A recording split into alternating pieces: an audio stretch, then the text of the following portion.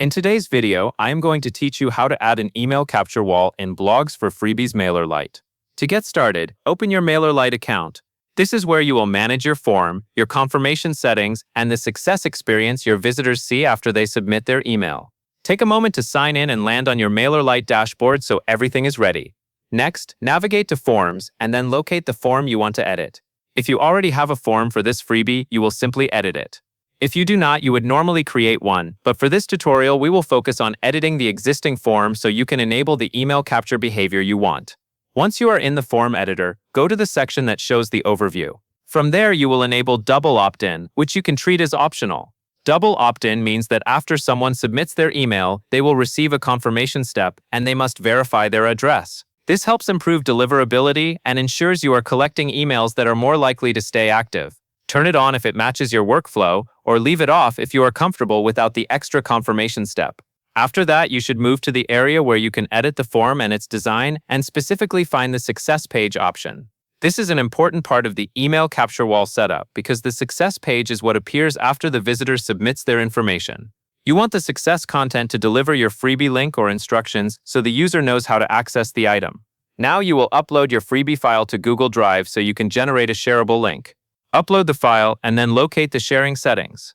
Once the file is uploaded, copy the share link. Make sure you use the actual link that allows access based on the share settings you have configured in Google Drive. This link will be what you place into your Mailerlite success message. With your Google Drive share link copied, go back to Mailerlite and paste that link into your success message. The success message is the content that gets shown after the form submission, so it is the place where your visitor will see the link to download the freebie.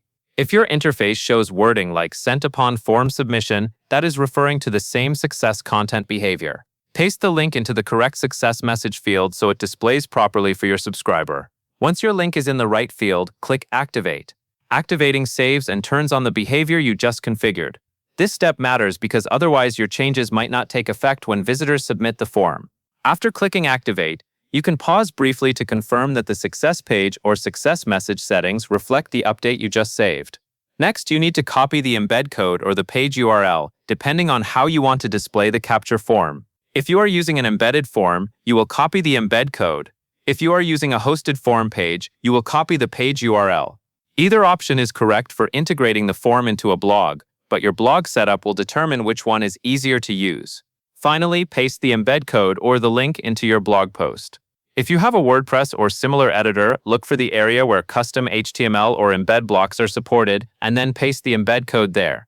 If you are using a page URL instead, insert the link in a place where visitors will see the form, such as within the post content. After you paste everything into your blog, you may want to preview or publish and test the flow once. Submit the form using your own email in a test scenario so you can confirm that the success page shows the Google Drive link exactly as intended, and that covers everything you need to know.